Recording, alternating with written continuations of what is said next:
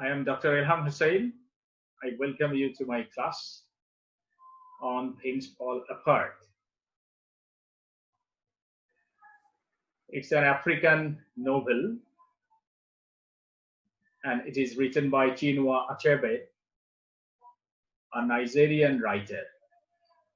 He was born in 1930 and he died in 2013. And this Things Fall Apart is a seminal African fiction. It is a fiction that represents African literature. It's a fiction that represents Africa also. In the past, there was a saying that if any English man wanted to visit India, especially during the colonial period, it was a very common saying. If any Englishman or woman wanted to visit India, he or she had to read E.M. Forster's Passage to India. Similarly, I just like to tell you that if anybody wants to visit Africa, even today, he or she must take this book with him or her as a guidebook. It will give him or her guideline about Africa, African people, African culture, and language. So this text is undoubtedly an an archetypal text. It is undoubtedly an archetypal text because of its involvement with lots of things of Africa. And while you will dig deeper into this text, you will find that you are traveling in the heart of Africa. It is not Heart of Darkness that we find in Joseph Conrad's Heart of Darkness, or it is not the Africa that we meet in Mr. Johnson, another novel. Actually, it's the Africa which has got authentic picture of human beings living there in close to the culture, in close to the geography of Africa. Now, we may question, why does Chinua Achebe write this text? In an interview, Achebe was asked, especially on the occasion of celebration of 50 years of Things Fall Apart. In the Library of Congress, Chinua Achebe was asked why he wrote this novel. Then he answered that he felt that he should write about Africa. He should portray Africa authentically to the rest of the world. Because Africa, which was portrayed by the European writers or by the colonizers, was a fiction or fictitious Africa, or was an Africa which did not have any civilization, which did not have any history, which did not have any culture. It was an abode of savagery and primitivism. And the colonizers wanted to prove in those texts that Africa lacked civilization, Africa was devoid of culture, so Africa needed those colonizers. Africa had to or even today has to invite the colonizers to be civilized. So that was the attitude of the European colonizers towards Africa. And Chinua Achebe challenged that attitude. He wanted to produce a counter discourse. He wanted to set, or he wanted to place, a contrapuntal study of Africa in this text. So with that very noble purpose, the purpose of giving or offering an authentic picture of Africa, he has composed this text. So while he will recite this text, or while he will travel in every page of this text, he will find that Africa is present here with all its resources, with all its wealth of language, wealth of culture, wealth of cultural diversity, and wealth of rituals. And he will also find here the reflection of very rich African oral tradition. African oral literature is a very rich form of literature, which is connected to the root of African culture, which has connected the margin with the center, which has connected the village people with the urban people. And Chinua Achebe was inspired by the oral literature of Africa, and he will find the evidences of this very saying or this very utterance that I have already uttered. In every page of this text, he will find that Achebe has quoted proverbs. He has also quoted Igbo words. He has also quoted some phrases of African language, local language. So for this reason, we find that this book is undoubtedly a very seminal book that represents Africa authentically. Now I like to tell you about this text. What type of text is it? It is a colonial text. It's a colonial text. What is a colonial text? Actually, the text which is written during colonial period and the text which deals with colonial discourse or colonial enterprises, which also presents the colonized society or the picture of colonized culture and colonized people, is called a colonial text. In this text, you will find a powerful picture, a powerful spectrum of African society, which in pre-colonial period was very rich in festivals, very rich in language, very rich in tradition. And while the colonizers came under the disguise of missionaries, actually the colonizers came to Africa, you will find in this text, while you will start reading this text, especially in the second section of this text, you will find that missionaries came to the village. Missionaries came to the village Abame. Abame is the name of a village there. And there they exercised their power. At first, they had a subterfuge of spreading the light of Christianity, but very soon they changed their goal.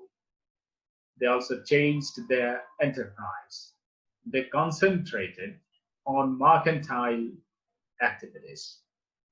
They concentrated on oppression, persecution, ousting the people from their root, and converting them into Christians and giving them Western education, teaching them their manners, and getting them put on their Western dress. And thus, the process of conversion is started very soon. Though initially their purpose or they appeared to spread the light of Christianity among the people. They talked about God, they talked about Jesus Christ, but very soon they talked about mercantile activities. They talked about profit making process, etc., etc. So this very hypocritical role that the colonizers played in African society is unmasked historically, politically, and very authentically by Chinua Achebe in this text. So while he will recite this text, he will feel that this text is a chronicle of pre-colonial life in the southeastern part of Nigeria and the arrival of Europeans during the late 19th century. Okay? Now I just like to let you know the title or the historical background of this title. The title of this novel is Things Fall Apart. Actually, this is a phrase that occurs in W.B. Yeats's poem, The Second Coming. You know that it's a very seminal poem by W.B. Yeats. And in this poem, W.B. Yeats has depicted a horrific picture of the modern world that is due to the advent of capitalism, due to the haughty and notorious activities of some hooligans or some headstrong statesmen of the world, due to their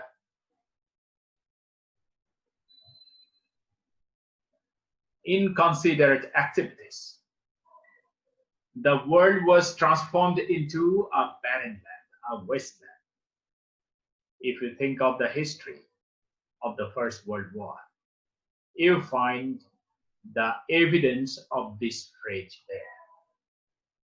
So Yeats was a very historically conscious writer, politically conscious writer. He was also a revolutionary. He was a participant of Irish Revolution. For that reason, his observation of the world, his observation of the realities of the modern world was very, very authentic. And in this very poem, The Second Coming, he has depicted the horrific picture of the present world.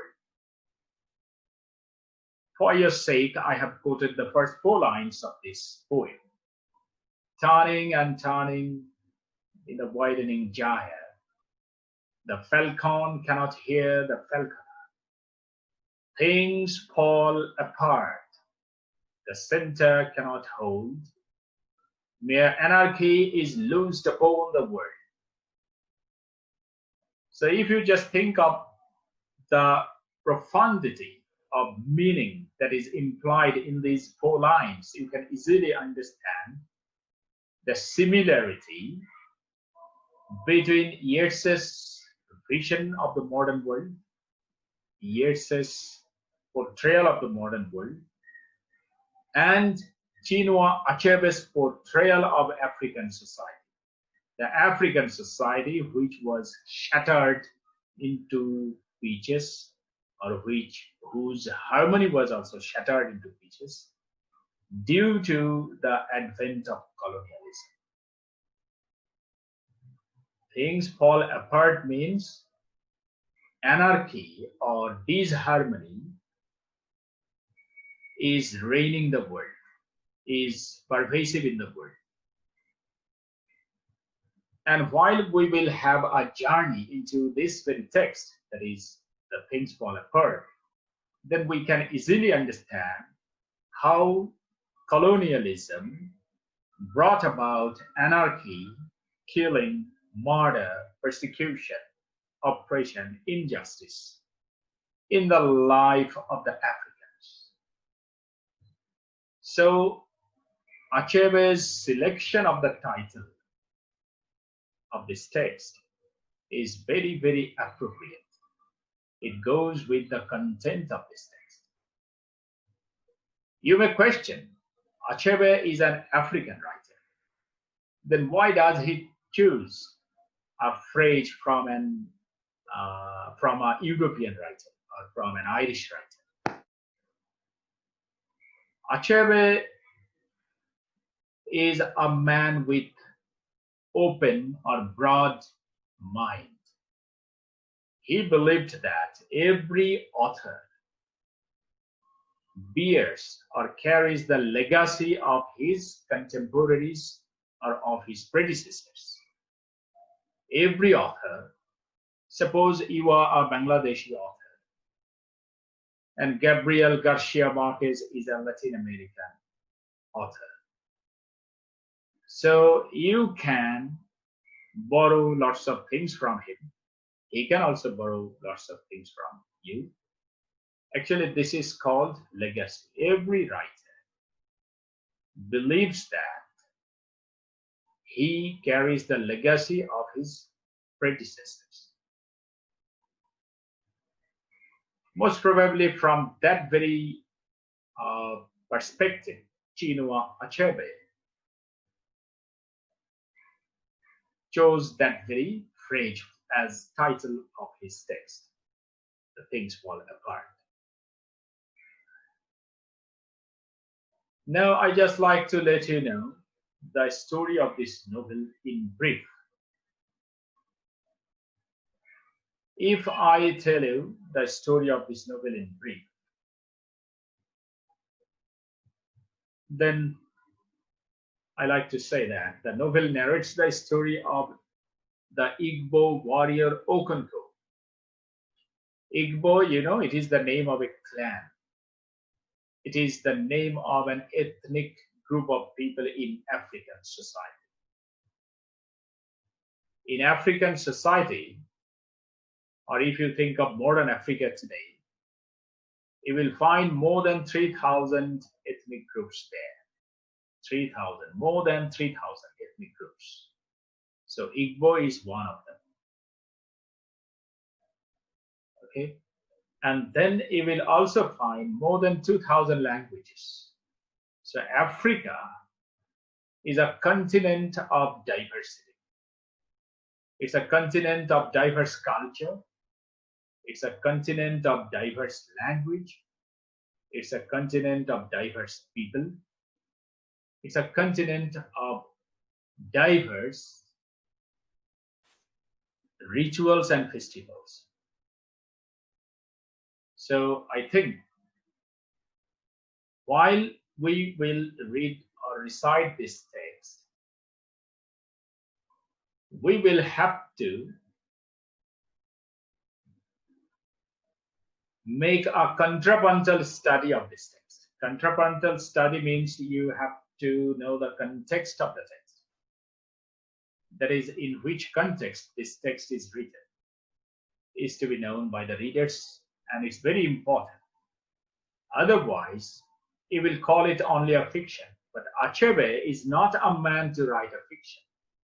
Achebe says that though he writes fiction, his fiction tells the history of Africa. So while we recite Achebe's fiction, we must not forget that we are reciting or we are exploring the history of Africa. Okonko may be an imaginary personality,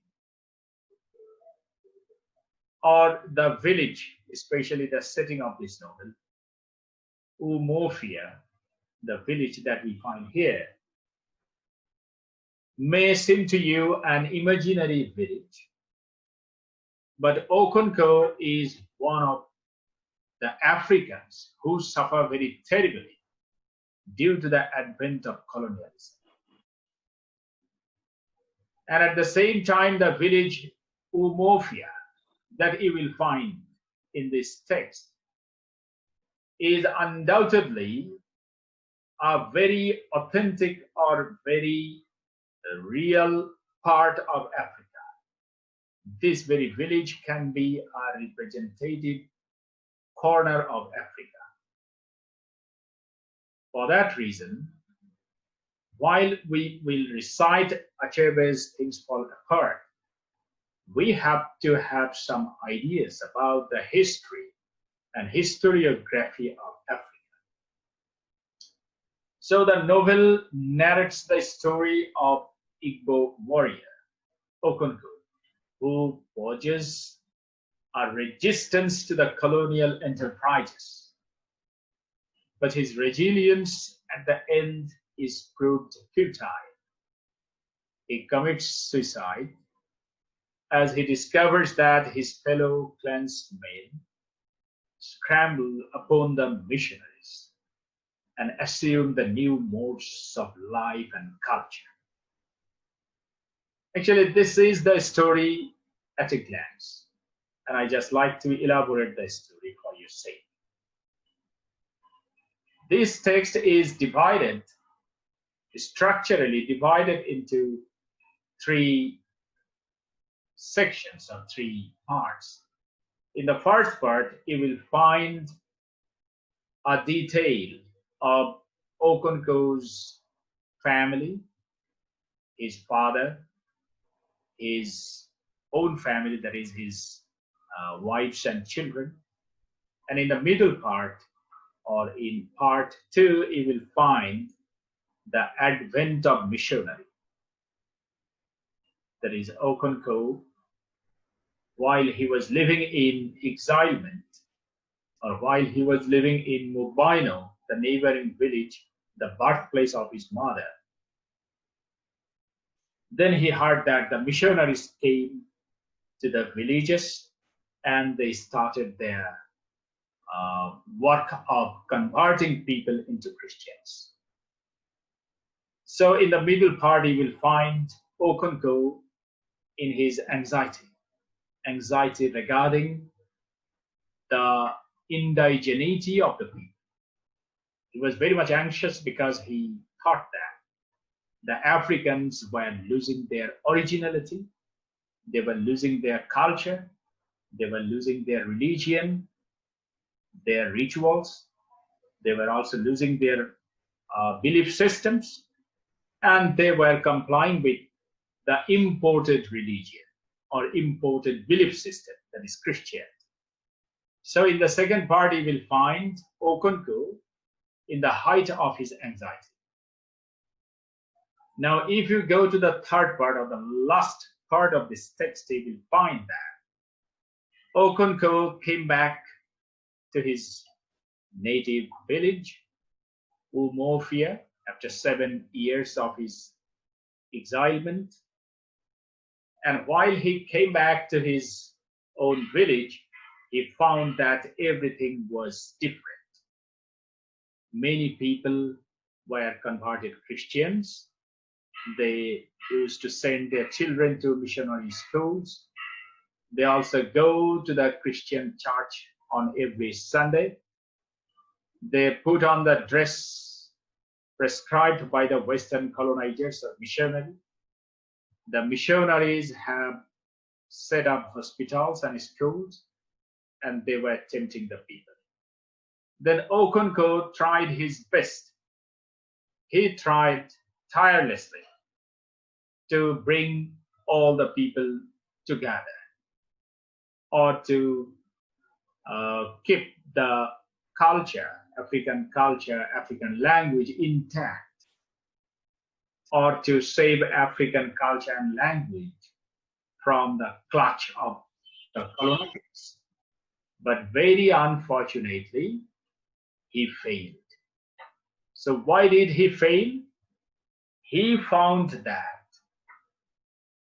most of the people became cowards, and most of the people were convinced by the Western modes of life. They did not listen to him. So Okonkwo discovered that he was alone. He was fighting for his clan, he was fighting for his culture, and no other people accompanied him in his fight against the advent of colonialism. So while he discovered this, then he felt, or he assumed, that things had fallen apart. Actually, here lies the justifiability of the title of this text. He found that things had fallen apart. He thought that the people would accompany him in his fight against colonialism.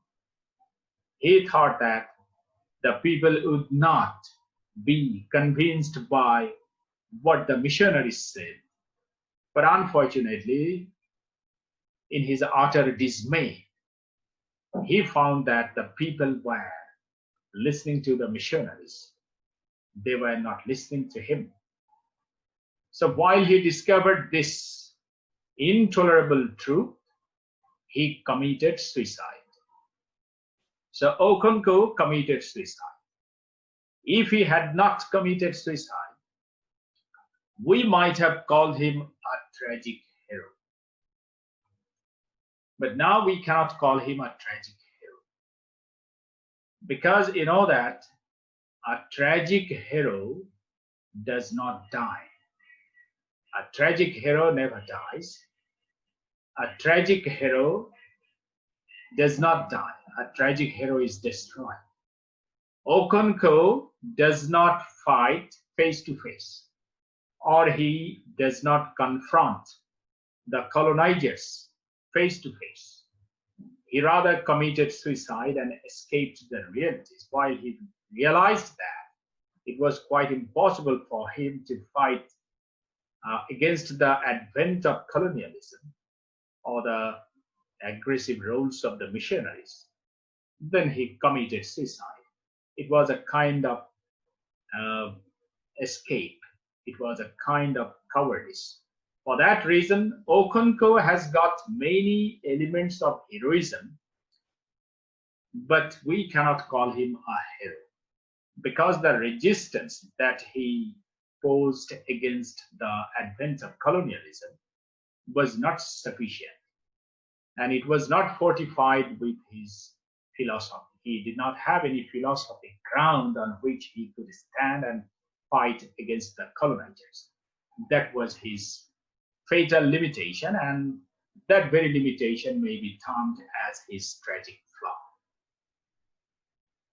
This is the story of this text in brief. Now I like to let you know the main ideas of this text. This text, if you explore this text, you will find that in the core of this text, or in the heart of this text, there is the idea of manliness. There is also the idea of African tradition and indigeneity. There is also the concept of faith. You will also find the idea of guilt and redemption. So far, I believe you have the rhyme of the ancient mariner in your memory, and I believe this memory is still fresh in your mind. Guilt and redemption. Okay, you will find the same theme or same idea in this text: guilt and redemption. Okonkwo committed a guilt. He was a perpetrator. The colonizers were also the perpetrators. They perpetrated crime. And at the same time, they destroyed the indigeneity of African society. And Okonkwo, while tried to save African culture, ironically, he hazarded African culture. Actually, this is a fatal limitation. He fought for the safety, he fought for the uh, for maintaining indigeneity of African culture. But very unfortunately and ironically, he hazarded African culture. So how? I just like to give some examples from this text. For example, the Igbos observe a week of peace. In Igbo culture, 4 days make a week. So just before, immediately before the harvest time. So Okonkwo tried his best to save his own culture. But the fatal irony is that while trying to save his own culture, he hazarded his culture. And that very fatal irony was his great sin. For example, in the Peace Week or Week of Peace that the Igbos usually maintain before the harvesting season or harvest season, Okonkwo beat his wife. But any sort of violence is strictly prohibited in Igbo culture, especially during the Peace of Week, the Week of Peace. But Okonkwo broke that very principle of Igbo culture. He broke that very order of Igbo culture by beating his wife in the Week of Peace. So in this way, Okonkwo broke the tradition that he wanted to preserve. And I just like to give you another example. While the eldest man of the village died, his name was Izuedu, Egboifi Izuedu, while he died, then Okonkwo went to participate in his funeral ceremony. So the people were beating drums.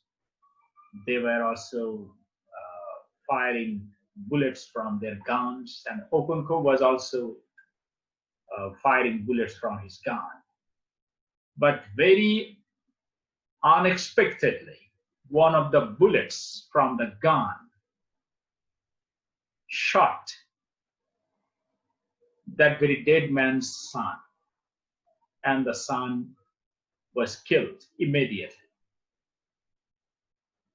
So Okonkwo killed the son of the eldest man of the village. That was really a crime, and the punishment of that crime was that he had to quit his home immediately, and he had to remain out of his village for 7 years. That was his punishment. And these 7 years he spent in the neighboring village. The name of the village is Mubaya. He spent these 7 years. And by this time, or during this particular span of time, the missionaries came to the villages. They started converting the people. Okonkwo got the news, but he had nothing to do because he was an exile at that time. So that was his sin. The sin that he committed against his tradition left him out of his tradition. It cast him off his tradition. So the tradition that he wanted to save, the sacred or the holiness of the tradition that he wanted to save or preserve, punished Okonkwo. The tradition that he wanted to preserve punished him. So Okonkwo was preserved by the tradition that he wanted to save, that he wanted to save from the manipulation caused by the colonizers. So this is a great irony. Okay. Another important fatal flaw that we find in Okunko's character is his uh, fear of becoming a woman. You know that Okonko's father, Unoka, was a man of weak personality. He was a man of flute. In this text, he is described as a man of flute. That is, he could play on flute. And he was a great borrower. He borrowed money, but he did never repay the loan. That type of man was Okonko's father. And Okonko hated his father. He thought that his father was a womanly figure.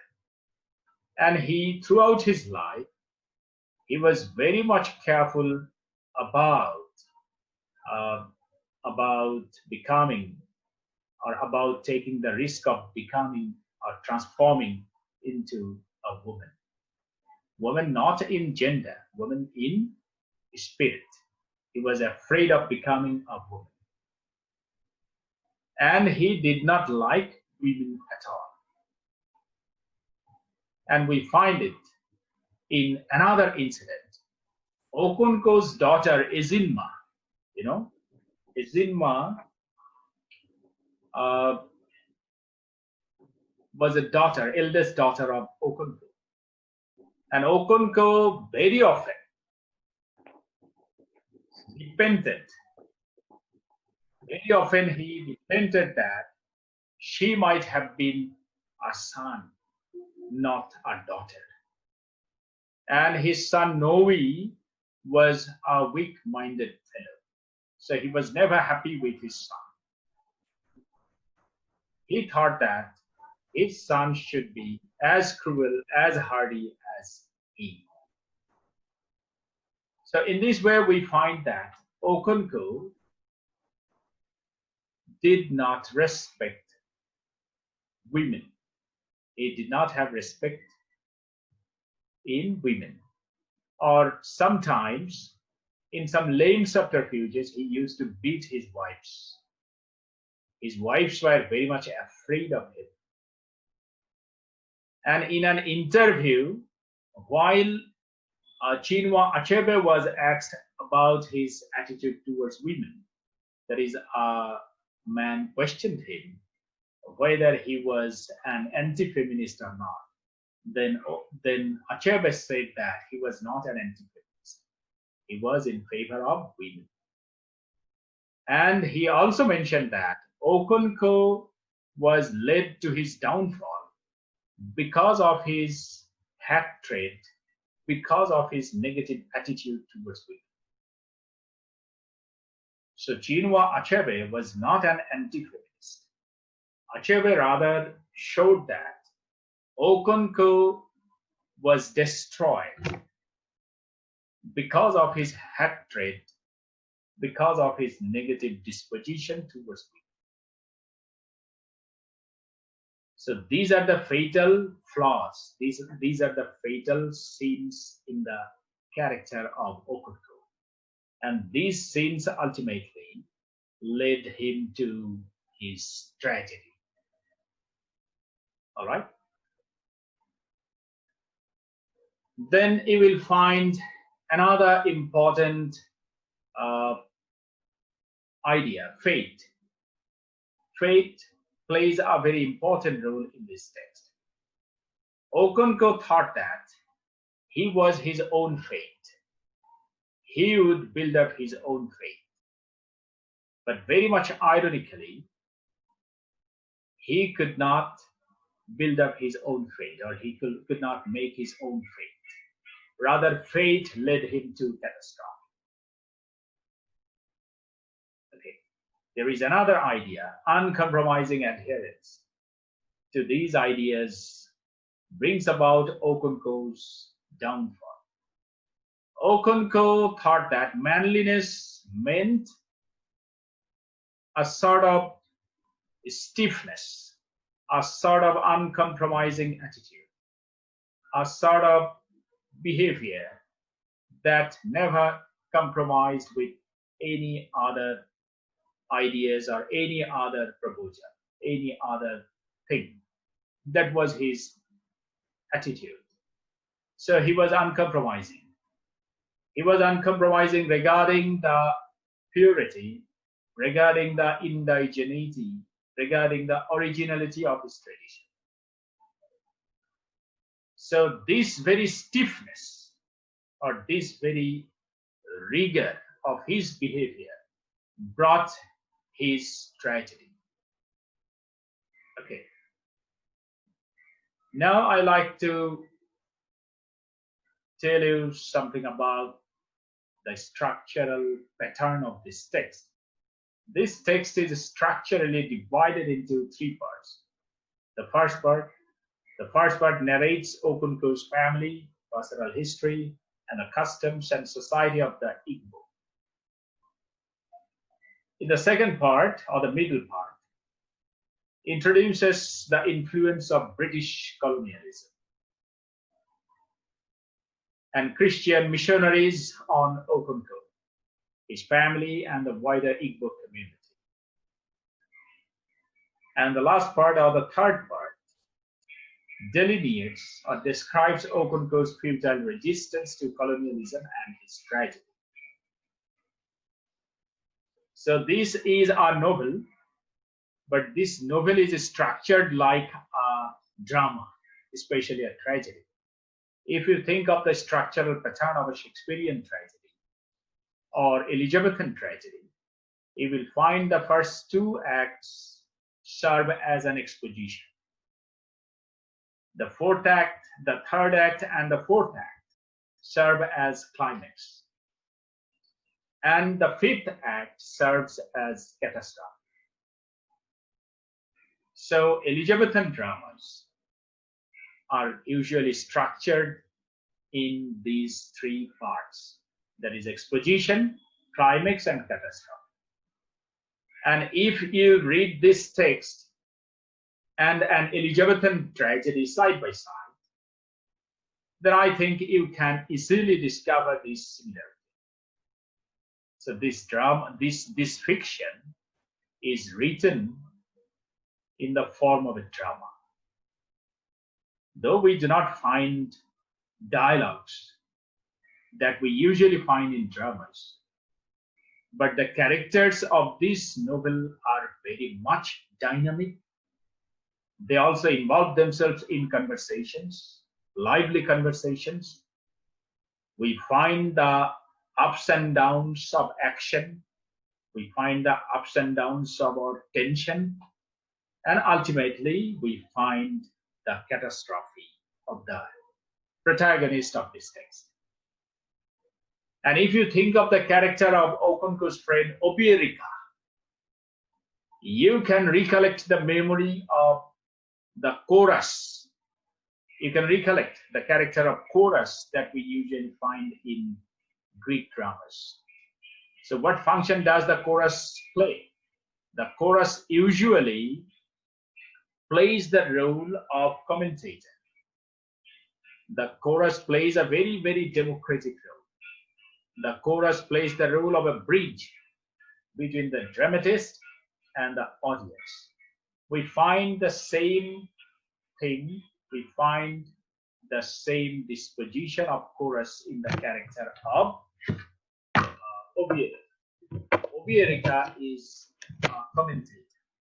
He comments on the activities, haughtiness, foolishness, anger, and nonsensical activities of Okonko. He criticizes him also. And you know that Okonko had a foster son, Ikemefuda.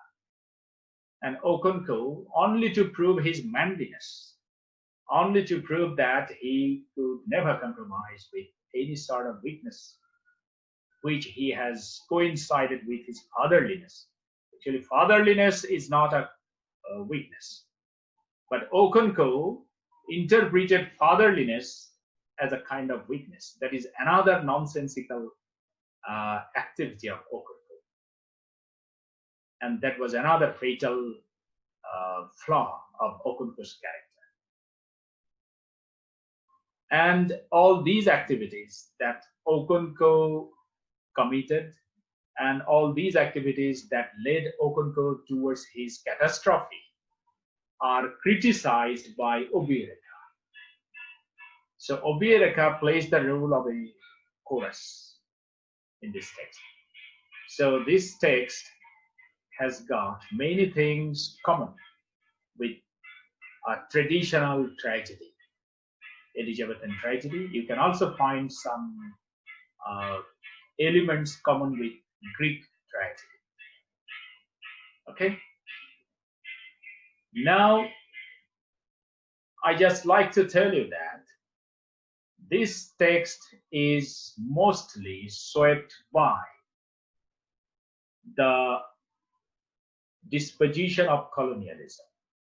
How colonialism manipulated the culture, language, way of life, belief system of the local people. And how colonialism created the things fall apart like situation in Africa. Chinua Achebe has fabricated the story of Okonkwo, the story of the villagers of the village Umofia, and showed how colonialism destroyed peace, harmony, and stability of local society. So colonialism is a very, very important aspect of this text. If you make a contrapuntal study of this text, you must think of this particular aspect, colonialism. Besides, Chinua Achebe wrote this text in response to the colonial writers' attitude towards Africa. The colonial writers like Joseph Conrad, you must have read his Heart of Darkness. In Heart of Darkness, we find Congo, an African country. We find the Congolese people there, black people there. But we don't listen to them. We do never find that they speak. So Conrad does not let the Africans speak. That is, the colonizers mean to say that the Africans do not have any voice. They don't have anything to say. They don't have any language. So why? Because they wanted to manipulate the identity of the Africans. Because language is a mark. Language is a signia that marks a nation's identity, a community's identity. Belief system is another signia that marks the identity of a community. Culture is a very important indicator that marks the identity of a community.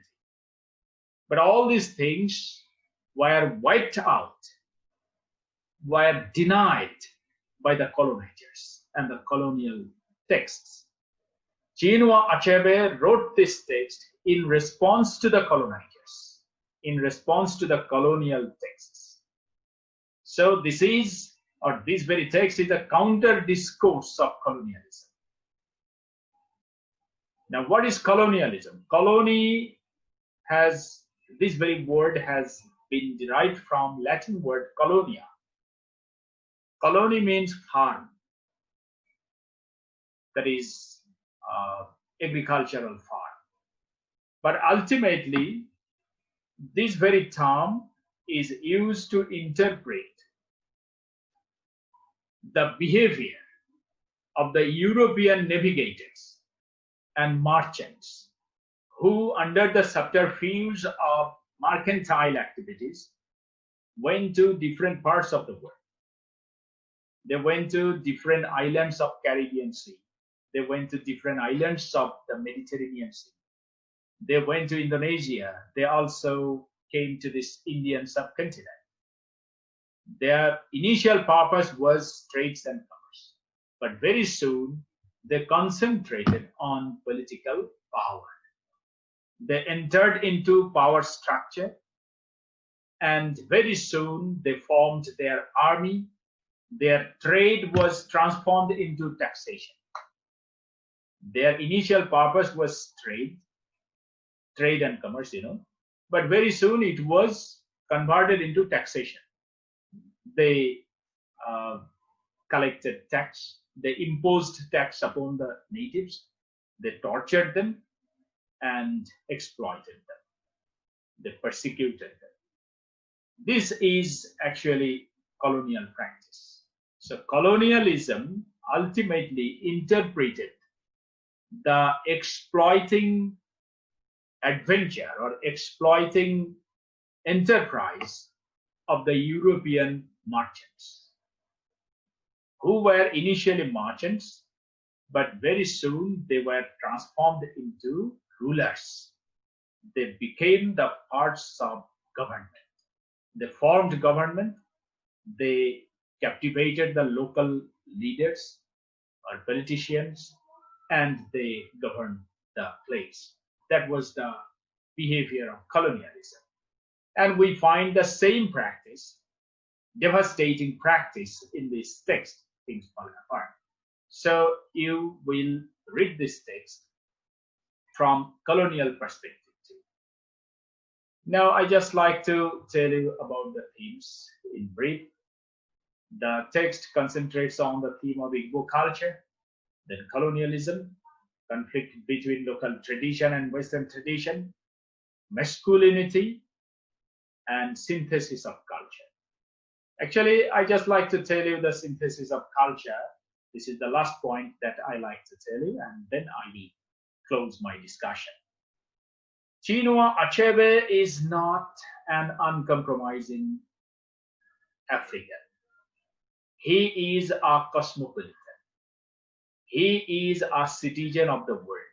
So he knows very well that it is not possible for any nation, for any community, or even for an individual to live alone in the globalized world. So while we have international trades and commerce, while we are involved in high-tech communication, while we are living in hyper realities, while we are living with all sort of technologies, while we are living in the space age, it is not possible for any nation to remain alienated from others. So we have to have an accommodative attitude towards the other cultures, other languages, and other peoples. Why did Okonkwo meet his tragedy? Okonkwo met his tragedy because of his uncompromising attitude. He was not ready to bring about any kind of synthesis between his own culture and the foreign culture. He was never ready to listen to others. He was living in his ivory tower of his own anger, of his own prejudice. And for that reason, he was destroyed. Actually, this text gives us the idea, or gives us a message, that in the world of change, in the world of perpetual changes, you know that change or evolution is the demand of the time. It is the demand of the age. None can remain out of this trend. None can remain out of this stream of changes. So what should we do? We have to accommodate, but we should be conscious. We should be alert regarding our identity. We must accommodate, or we must welcome the cultures of others. We must welcome the languages of others. We must know the epistemology of other people. We must know the way of thinking of other people. But we must not let our culture be annihilated by the imported culture. Actually, that is the message of this text. And Okonkwo did not know it. He did not comply with this truth. And that very rigor, that very uncompromising disposition led him ultimately towards his downfall, towards his catastrophe. So this text, in this way, has achieved a universal voice, the voice of universality, the tone of universality. So this text can be read from the perspective of the African realities. This text is also very, very relevant for all the people who were once colonized and who are still in the trap of neo-colonialism under the disguise of modernization, under the disguise of modern technology, under the disguise of aids and cooperation. You know that in modern world, different international organizations are cooperating different nations at different times. Suppose Red Cross, Red Crescent, IMF, WHO, WHO, then World Bank. These organizations, in the name of help and cooperation, are coming to developing countries. They are giving loan, and they say that they are helping the people. This is one kind of exploitation.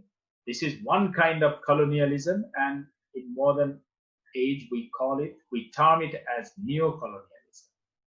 In post-colonial period, we find the rise of neo-colonialism under the disguise of help and cooperation. So even today, those who are living in post-colonial world can read this text very much closely and try to understand the realities all around us. So this text can be read from colonial perspective and from post-colonial perspective. And this text is a text about Africa. And if we think that Africa is just only a metaphor, then we can also read this text from any corner of the world which was once colonized by any European colonizing nations. For example, Britain or France or Portugal. Okay, actually these three major forces or countries of Europe were colonizing forces during the colonial period. And Germany also joined them in 1884 in Berlin Conference. Some European countries met in Berlin, and they divided Africa among themselves and started their colonial exploitation. So anyway, we can read this text from different perspectives, and I hope you will read it from different perspectives, and just like archaeologists, you will dig deeper into the meanings of this text.